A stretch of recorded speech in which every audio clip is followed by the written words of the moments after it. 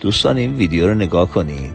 این ویدیو نه آمریکاه، نه کانادا، نه استرالیاست، نه انگلیسه، نه فرانسه است، نه هلند، نه فنلاند، نه اسپانیا، نه اروپا. این کشور ما ایرانه.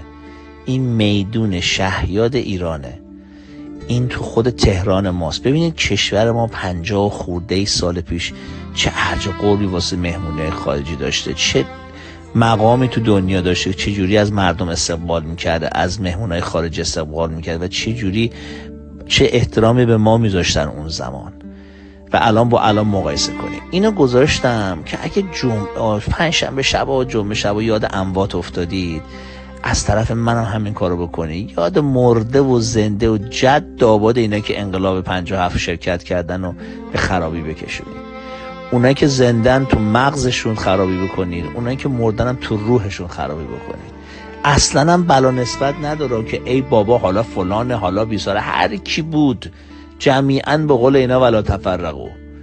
که واقعا کشور زیبای ما رو به چه روزی انداختن این کمونیستای بیشرف، این مذهبیای بیشرف، این وطن فروشای بیشرف. بیاین بریم این ویدیو رو با صدا گوش بدین. یادتون نره ها تو روح مرده و زنده اینا خرابی بکنین، اینا که انقلاب کردن. بیاین این ویدیو رو بریم گوش بدیم و صدا نگاه کنین چی میگه. به میدان شهیاد آریامهر تشریف فرما خواهند شد.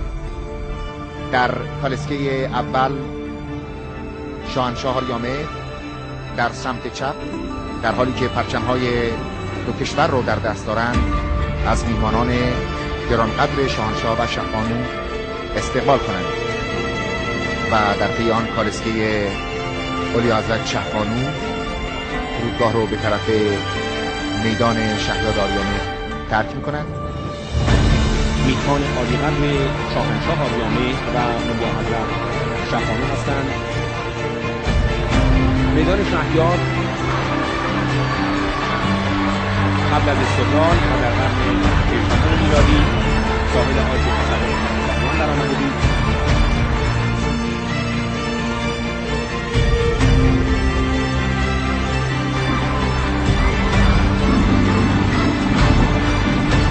جانب شاهنشاه آریامهر و اولیاحضرت در می‌آورد.